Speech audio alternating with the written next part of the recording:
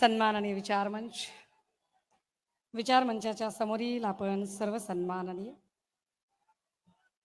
परिवर्तनाच्या लढ्यामध्ये ज्या ज्या महामानवांनी महानायिकांनी योगदान दिलं त्या सर्व महामानवांना महानायिकांना विनम्र अभिवादन करत, ज्यांच्यामुळे आम्ही मोकळा श्वास घेऊ शकतोय आणि जे आमच्यासाठी आपल्या घर संसारावर तुळशीपत्र ठेवून या देशाच्या सीमा राखत आहेत, त्या तमाम वीर जवानांना आणि त्यांच्या वीर मातांना विनम्र अभिवादन करत, ज्यांनी शिवसेनेचा वटवृक्ष वाढवला घडवला त्या वंदनीय बाळासाहेबांना अभिवादन करत, तुमच्यासारखीच मीही सन्माननीय पक्षप्रमुखांचं संबोधन ऐकायला उत्सुक आहे.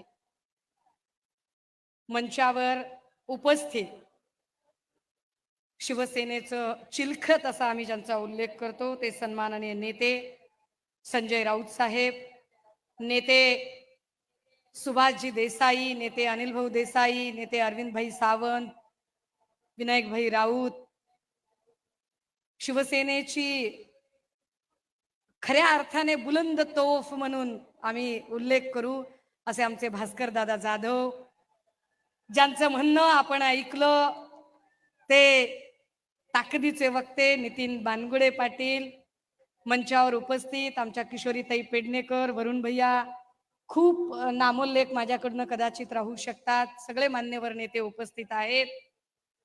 या दसरा मेळाव्यात एका चेहऱ्याची मला कमतरता भासते, ती म्हणजे धाराशिवच्या भूमपराड्यांचे आमचे निष्ठावंत शिलेदार ज्ञानेश्वर तात्या पाटील यांचं निधन झालं.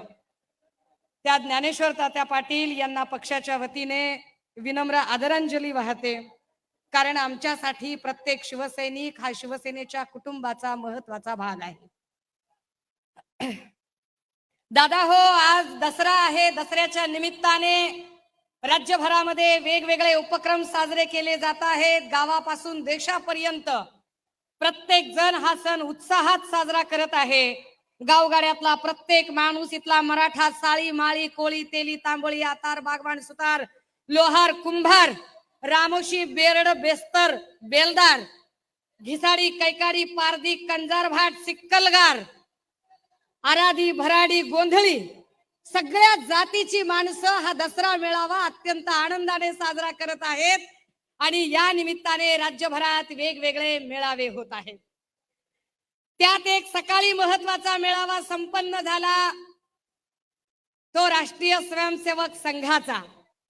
आणि राष्ट्रीय स्वयंसेवक संघाच्या सरसंघ संचालकांनी आज आपल्या अभिभाषणामध्ये असं म्हटलं की द्वेष संपला पाहिजे, सांप्रदायिक विभाजन होता कामा नाही, देश बलशाली झाला पाहिजे, हा देश मजबूत झाला पाहिजे, जाती जातीच्या धर्माधर्माच्या भिंती तोडल्या पाहिजेत, दुर्बल घटकांना सोबत घेतलं पाहिजे.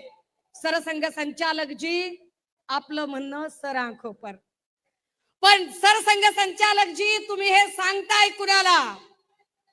कारण महाराष्ट्रातल्या गावगाड्यात राहणारी 18 पगड 12 बलुतेदार 18 आलुतेदार इथला मराठा साळी माळी कोळी तेली तांबोळी आतार बागवान सुतार लोहार कुंभार रामोशी बेरड बेस्तर बेलदार आराधी गोंधळी भराडी कैकाडी कंजारभाट सिक्कलगार पारधी जोशी चित्रकथी ही सगळी माणसं गुन्ह्या गोविंदानेच नांदतात.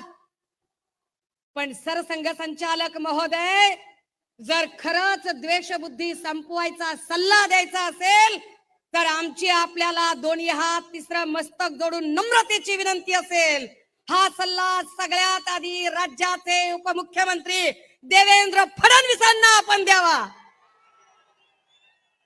ज्यांनी या राज्यामध्ये माणसात माणूस ठेवला नाही, जातीत जात ठेवली नाही, ज्यांनी इथे द्वेषाचं राजकारण पसरवलं आणि ते द्वेषाचं राजकारण पसरवण्यासाठी कोकण मध्ये न चालणारी चिल्लर जी बाजारातनं रद्दबातल झाली आहे,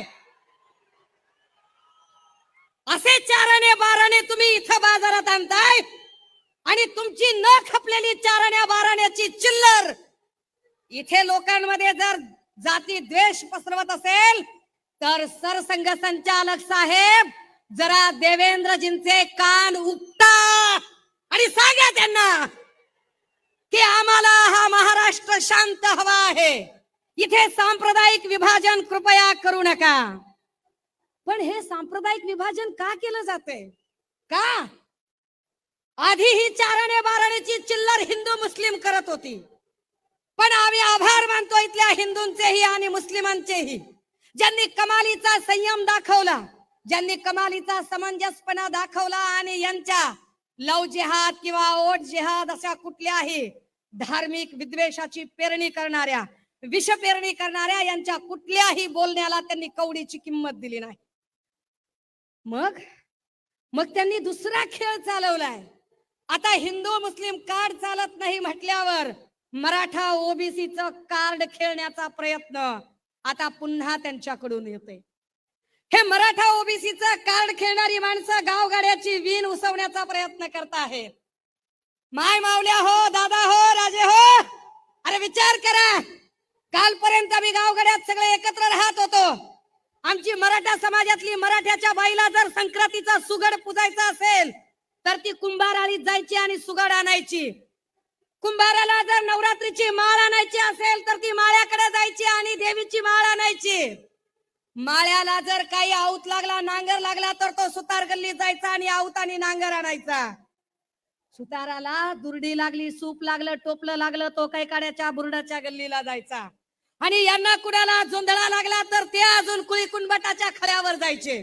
ही सगळी माणसं एकत्र नांदत होती. पण यांच्यामध्ये जातीपातीच्या भिंती तयार केल्या त्या शिंदे साहेबांनी आणि फडणवीसांनी. हे आम्हाला शहाणपण सांगतात. आणि हे का असं करतात? कारण यांना माहिती आहे की उद्या निवडणुका लागल्या आणि लोकांमध्ये गेले तर लोक यांना प्रश्न विचारणार आहेत. लोक यांना प्रश्न विचारतील की इथल्या बेरोजगारीचं काय केलं, इथल्या नोकर भरतीचं काय केलं. सत्तेत आल्यापासून एमपीएससीच्या 70 प्रकारच्या परीक्षा झाल्या आणि 70 प्रकारच्या परीक्षांमधल्या 65 परीक्षा यांची पेपर फुटी झाली. यावर लोक प्रश्न विचारतील. लोक पेन्शनवर प्रश्न विचारतील, आरोग्य भरतीवर प्रश्न विचारतील, तलाठी भरतीवर प्रश्न विचारतील, होमगार्ड प्रश्न विचारतील. आश्रमशाळेतले शिक्षक ज्यांच्या पगारी झाल्या नाहीत त्या आश्रमशाळेतले शिक्षक प्रश्न विचारतील. आरोग्य खात्यातले आमच्या कर्मचारी आया बहिणी प्रश्न विचारतील. या प्रश्नांची उत्तरं या लोकांकडे नाही आहेत. आणि म्हणून ही माणसं राजकारण करतात. बरं, आपण याच्यावर जेव्हा कधी यांना प्रश्न विचारावे त्यावेळेला ते लगेच सांगत असतात की नाही, याच्यावर राजकारण करू नका, त्याच्यावर राजकारण करू नका, हे बोलू नका, ते बोलू नका.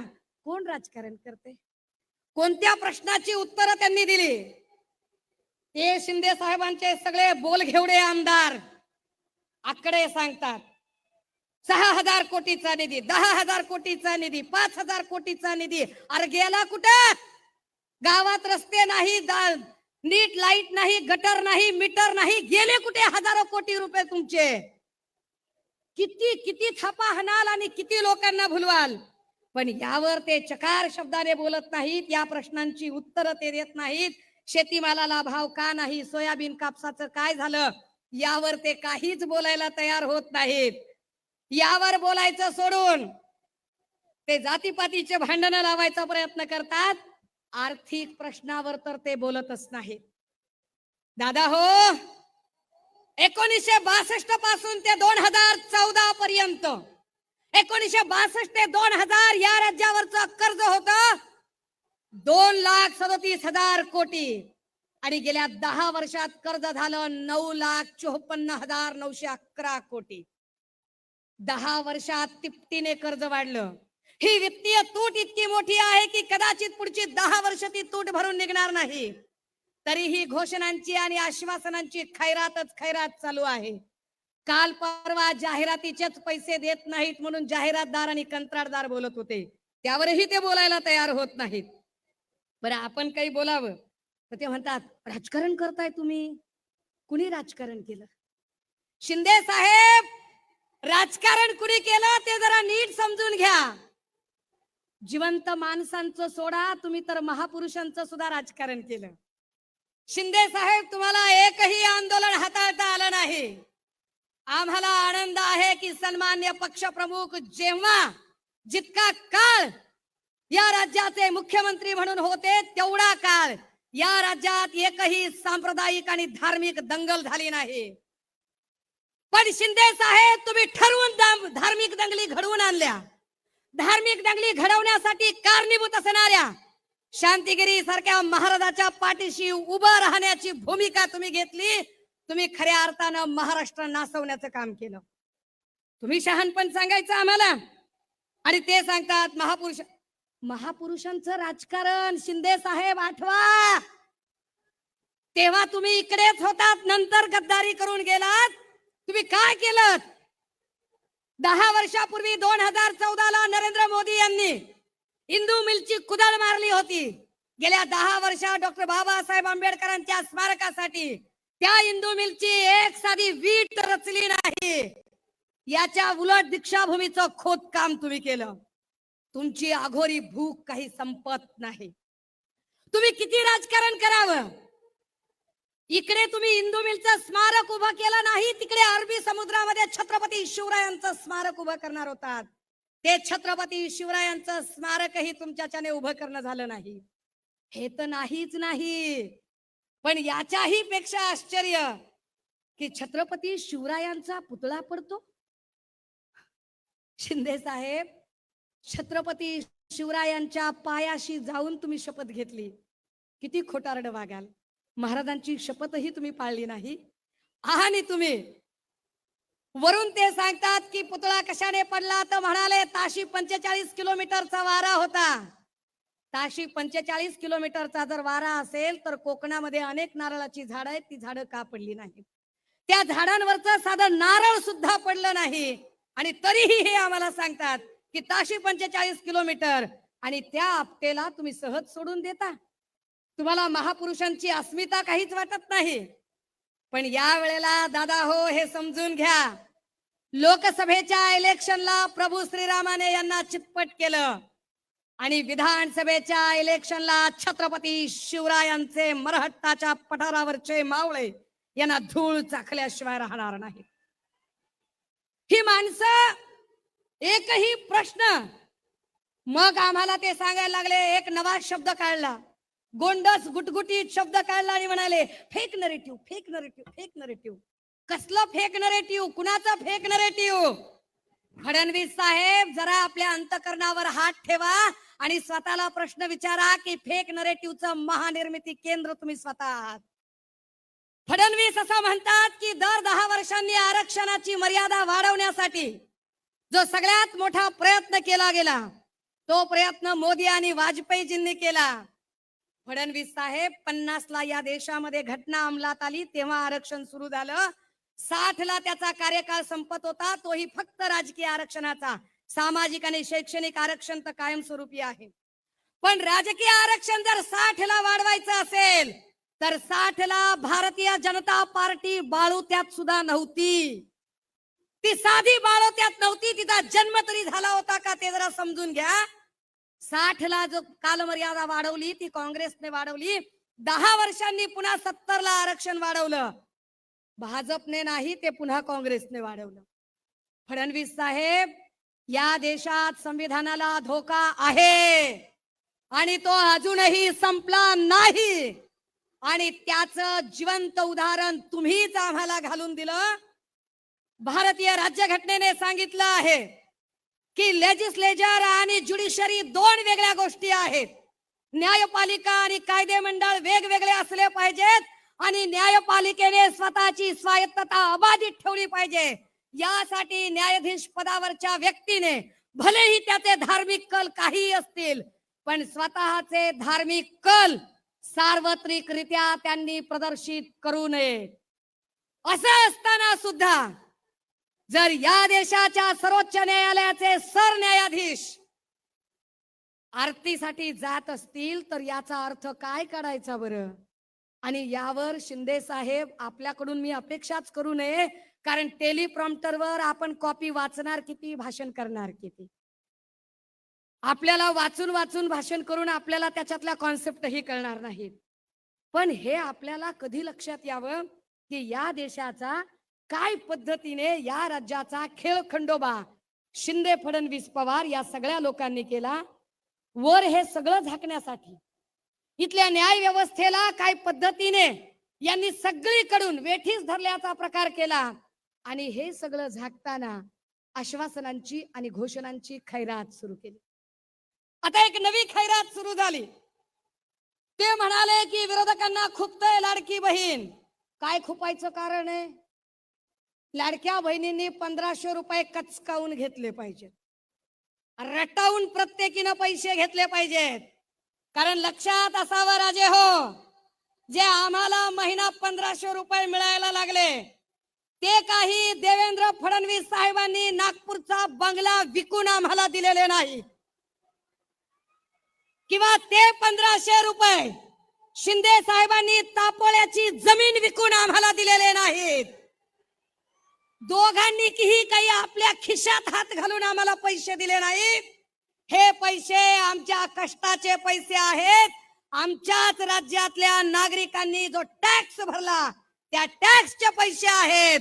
तुम्ही फक्त पोस्टमन आहात, बेकार क्रेडिट घ्यायचा नाद करू नका. क्रेडिट घेतात, त्याचे बॅनर लावतात. अय दादा हो, तुमच्यापैकी लय जण काही तुम्ही विदर्भातून आला असाल, तुम्ही मराठवाड्यातून आला असाल. विदर्भात आणि मराठवाड्यात अशी असंख्य घरं आहेत की ज्या घरातल्या लोकांनी आपल्या बहिणींची लग्न लावण्यासाठी एकरानं वावर विकली असतील, एकरानं वावर गहाण टाकली असतील आणि आपल्या बहिणीचं लग्न लावून दिलं असेल. लावला तुम्ही कधी बॅनर? लावला तिच्या रुकवताच्या बाजूला बॅनर की मी माझ्या बहिणीच्या साठी 2 एकर जमीन विकली आणि 20 लाख रुपये खर्च केला, लाडक्या बहिणीला 10 लाख रुपये खर्च केले? बॅनर लावला आपण कधी? आपण बॅनर नाही लावला राजे हो कधी. आपण बहिणीच्या सासर घरी कधी भेटायला गेलो, बहिणीच्या भाच्याच्या हातामध्ये तिच्या जावला न कळता, तिच्या दिराला न कळता, तिच्या नंदेला न कळता, तिच्या सासू सासऱ्याला न कळता, तिच्या नवऱ्याला न कळता आपण असेच तिच्या हातात कधी 4-5 हजार रुपये घातले. आपण बाहेर येऊन बस स्टँडवर बॅनर लावला का राजे? बहिणीला 5000 रुपये दिले, लाडक्या बहिणीला 5000 रुपये हातात घालून आलो. दिला? लावला बॅनर? आपण बॅनर लावला नाही. आपण जाहिरातबाजी केली नाही. का केली नाही? कारण आपल्याला नात्याची मर्यादा कळते, आपल्याला बहिणीच्या नात्याचा मान कळतो, तिची मर्यादा कळते, तिची इज्जत राखली पाहिजे हे आपल्याला कळतं. बहिणीच्या गरिबीची थट्टा आपण कधी उडवली नाही. पण हे बदमाश लोक, ज्यांना बहिणीचं नातं कळत नाही, मर्यादा कळत नाही, मान कळत नाही, कारण यांच्यातला एक बोल घेवडा, भाऊ म्हणू नका. भाऊ तुला भाऊ नाही म्हणायचं तर मग मी काय खाऊ म्हणायचो? काय म्हणायचो मी? ज्यांना बहीण भावाचं नातं कळत नाही, एकीकडे जाहिरातबाजी करतात आणि दुसरीकडे त्यांच्यातलाच एक जण काल स्नेहल जगतापांच्या बद्दल बोलताना म्हणतो, तुम्हाला लाडका भाऊ पाहिजे का काय पाहिजे बोला. एखादी बहीण ज्यावेळेला नडते ती अडत नाही, ती तुम्हाला घाबरत नाही, ती तुम्हाला भिडते, त्यावेळेला तुमच्यातला पुरुषी सरंजामी बाज उफाळून येतो आणि तुमची जात पितृसत्ताक व्यवस्था उफाळते आणि तुम्ही तिच्या बाईपणावर हल्ले करता. पण हे बाईपणावर हल्ले करण्याचे संस्कार ना हे संस्कार वंदनीय बाळासाहेबांचे असू शकतात, ना तुम्ही ज्यांचं सकाळी झोपेतून उठल्यापासून झोपेपर्यंत नाव घेताय त्या आनंद दिघेंचे असू शकतात. हे संस्कार फार फार तर रेशीम बागेत वाढलेल्या RSS मधून आलेल्या बाटग्यांचे संस्कार असू शकतात, जे बाटग्यांचे संस्कार तुमच्यावर आलेले आहेत, ज्या बाटग्यांच्या संस्कारामुळे तुम्ही महिलांच्या बद्दल अत्यंत अर्वाच्य पद्धतीने बोलताय. दादा हो, माझ्याकडे बोलण्यासारखे फार मुद्दे आहेत, परंतु तुर्तास आम्हाला आमच्या बहिणी लाडक्या आहेतच, पण त्या लाडक्या असण्याबरोबरच त्या सुरक्षित असणं जास्त गरजेचं आहे. एकट्या पुण्यामध्ये गेल्या 7 महिन्यात 265 बलात्काराच्या घटना घडल्या आहेत. एकट्या पुण्यामध्ये 750 विनयभंगाची प्रकरणं घडली आणि बदलापूर नंतर काल परवा सोनपेठला पुन्हा एकदा 4 वर्षाच्या चिमुरडीवर अत्याचार झाला आणि पोलीस निरीक्षक बोलंवार हा राष्ट्रवादी गटाच्या आमदार आणि आमदार पक्षातल्या लोकांना वाचवण्यासाठी त्या एवढ्याशा लेकराची तक्रार नोंदवून घेत नाही, अटक करत नाही लवकर तो आरोपीला. आम्ही न्याय कुणाकडून मागायचा? तो न्याय घेण्यासाठी आजही रामदास फुटाणे साहेबांची ती कविता प्रस्तुत ठरते. ती फक्त कविता उद्धृत करते आणि थांबणार आहे. कविता अशी आहे, 70 वर्षाच्या म्हातारीला कोर्टाच्या पायरीवर बसलेली पाहून विचारलं. 70 वर्षाच्या म्हातारीला कोर्टाच्या पायरीवर बसलेली पाहून विचारलं, आजी आजी आज इथं काय आहे? त्यावर तिनं उत्तर दिलं, 17व्या वर्षी माझ्यावर बलात्कार झाला होता, त्याचा आज 17व्या वर्षी निकाल आहे. 17व्या वर्षी माझ्यावर बलात्कार झाला होता, त्याचा आज 17व्या वर्षी निकाल आहे. 32 न्यायाधीश, 20 वकील, 40 शिरस्तेदार बदलून गेले. किती न्यायाधीश बदलले? आम्हाला अजूनही आमच्या पक्ष आणि चिन्हाची केस अजूनही तारीख पे तारीख मिळते. झालं 2-3 दिवसात आचारसंहिता लागते. 26 नोव्हेंबरला कारकीर्द संपते. अरे पुन्हा तुमचा न्याय मिळाला तर तो आमच्या काय कामाचा? पुन्हा तुम्ही न्याय जरी दिला तरी तो न्याय आमच्यासाठी operation is success but patient is dead म्हणण्यासारखा असेल. तो काय उपयोगाचा? 70 वर्षाची म्हातारी म्हणते, 32 न्यायाधीश, 20 वकील, 40 शिरस्तेदार बदलून गेले. निम्मे साक्षीदार मरून तर बाकीचे केव्हाच पळून गेले. कितीतरी बलात्कारित मावल्या मरून गेल्या, मी मात्र जिवंत आहे. हाच एक सवाल आहे. आणि 17व्या वर्षी झालेल्या बलात्काराचा आज 17व्या वर्षी निकाल आहे. भगवान के घर देर है ही म्हण अजूनही बदललेली नाही. भगवान के घर देर है ही म्हण अजूनही बदललेली नाही. न्यायदेवतेच्या डोळ्यावरची पट्टी थोडी सुद्धा सरकलेली नाही. मोर्चे आंदोलन तेव्हाही झालं, नंतर कुणी फिरकलं नाही, हे की नाही? पूजा चव्हाणच्या वेळेला मोर्चे आंदोलन करणारे नंतर त्यांच्याच पंक्तीला बसले. मोर्चे आंदोलन तेव्हाही झालं, नंतर कोणी फिरकलं नाही. तरी सुद्धा वाटतं आज माझ्या जीवनाची सकाळ आहे आणि 17व्या वर्षी झालेल्या बलात्काराचा 17व्या वर्षी निकाल आहे. थरथरत्या हाताला हात देऊन म्हातारीला उभं केलं. थरथरत्या हाताला हात देऊन म्हातारीला उभं केलं. निकाल ऐकण्यासाठी 4 भिंतीच्या आत नेलं. मात्र निकाल ऐकून तिचे पाय लटपटू लागले. पुराव्या अभावी काही आरोपी निर्दोष सुटून गेले. ज्यांना झाली शिक्षा ते तर कधीच मरून गेले. ज्यांना झाली, कारण एकट्या अक्षयला संपवताय पण आपटेला सोडून दिलंय, त्याचं काय? ज्यांना झाली शिक्षा ते तर कधीच मरून गेले. 70 वर्षाच्या आयुष्याचा आज सारा निकाल आहे. 17व्या वर्षी झालेल्या बलात्कारावर पुन्हा न्यायालयाने केलेला नवा बलात्कार आहे. आणि आजी सांगते 17व्या वर्षी झालेल्या बलात्काराचा 17व्या वर्षी निकाल आहे. दादा हो, हे चित्र बदलायचं असेल तर, हे चित्र बदलायचं असेल आणि महाराष्ट्राच्या लेकी बाळींना सुरक्षितता प्रदान करायची असेल तर या शिवतीर्थावरून महाराष्ट्रात सगळा अवघा आपल्या कानाचा, जीवाचा कान करून ऐकायला आतुर आहे. मी उद्धव बाळासाहेब ठाकरे महाराष्ट्राचा मुख्यमंत्री म्हणून हे वाक्य ऐकायला आपण उत्सुक आहोत. आणि ते वाक्य ऐकण्यासाठी चला आज आपण संकल्प करूया, ही मशाल तेवत ठेवूया. विधानसभेला ही मशाल विरोधकांच्या बुडाखाली पेटली पाहिजे आणि या मशालीची धग त्या प्रत्येक नराधमांपर्यंत आणि गद्दारांपर्यंतही पोहोचली पाहिजे. जे बोलायचं होतं ते असंच बोलायचं होतं. त्यामुळे पुन्हा त्याच्यावर दिलगिरी वगैरेचा काही प्रश्न नाही. थांबते, रजा घेते. जय हिंद, जय महाराष्ट्र.